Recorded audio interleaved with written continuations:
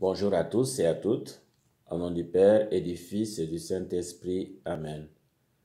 Que Dieu notre Père et Jésus-Christ notre Seigneur vous donnent la grâce et la paix. Béni soit Dieu maintenant et toujours. Pour entrer dans la mission de Jésus, mission de paix et de réconciliation, accueillons d'abord pour nous-mêmes la miséricorde de Dieu dont nous sommes appelés à témoigner.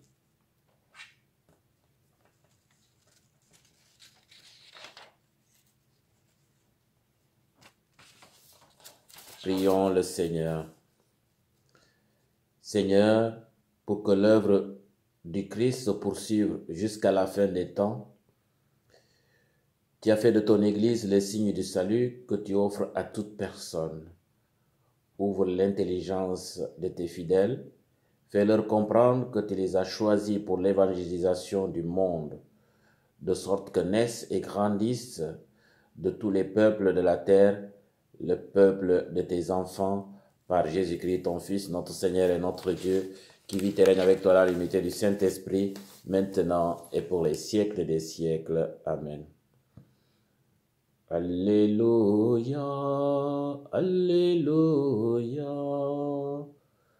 Vous brillez comme des astres dans l'univers en tenant ferme la parole de vie. Alléluia, Alléluia. Le Seigneur soit avec vous et avec votre esprit. Évangile de Jésus-Christ selon saint Matthieu. Gloire à toi, Seigneur. En ce temps-là, les pharisiens allèrent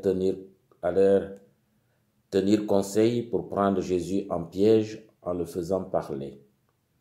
Ils y envoient leurs disciples accompagnés des partisans d'Hérode. Maître, lui disent-ils, nous le savons, tu es toujours vrai, et tu enseignes le chemin de Dieu en vérité, tu ne te laisses influencer par personne, car ce n'est pas selon l'apparence que tu considères les gens. Alors, donne-nous ton avis. Est-il permis, oui ou non, de payer l'impôt à César, l'empereur?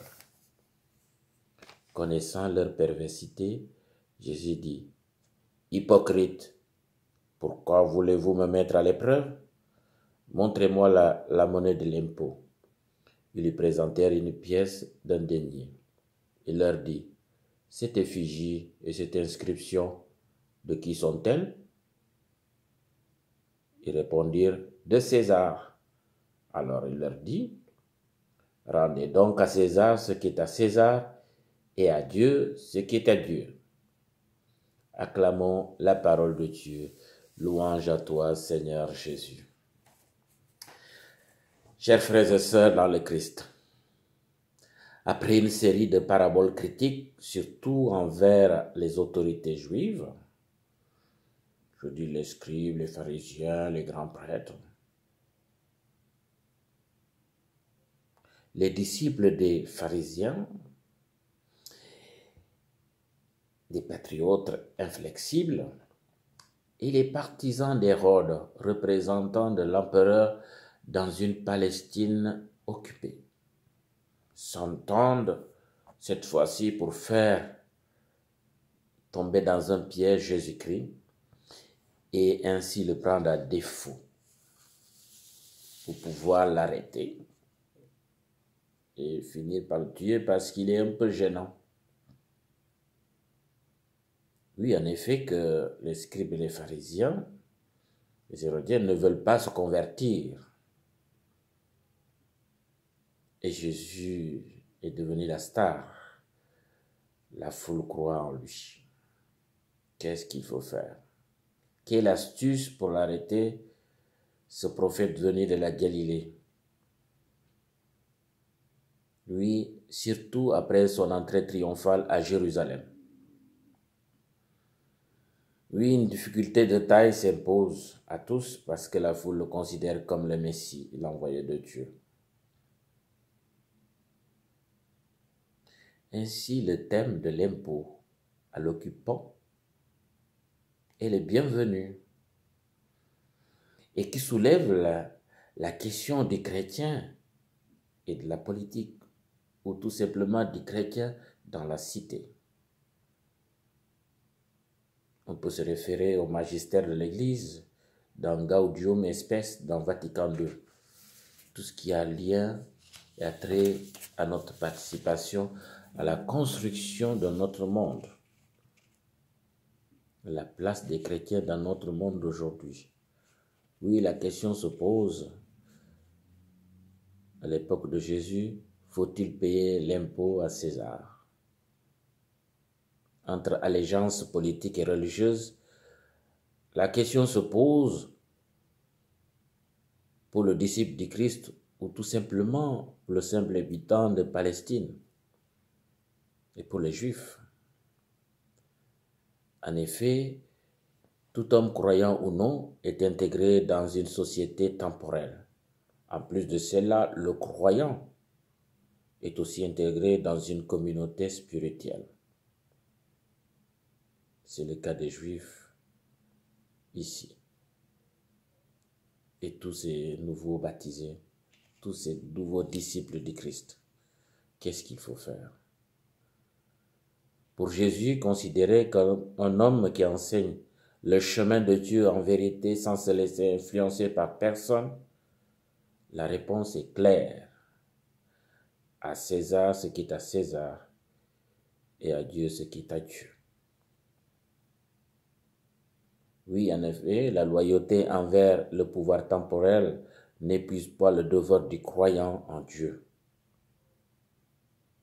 Tout en croyant en Dieu, le disciple du Christ doit contribuer dans la cité par la construction d'un monde meilleur et plus juste. Pour Isaïe, nous avons entendu dans la première lecture, Dieu, comme ça lui plaira, comme ça lui plaît, et quand il veut, peut se servir d'un païen, comme c'est le cas de Cyrus, pour nous ramener à faire sa volonté. Pourquoi pas un représentant de César? Pilate n'a-t-il pas joué un rôle dans la passion et la mort de Jésus-Christ pour le salut de tous et de toutes? Oui, Cyrus a joué un rôle important dans le destin du peuple juif.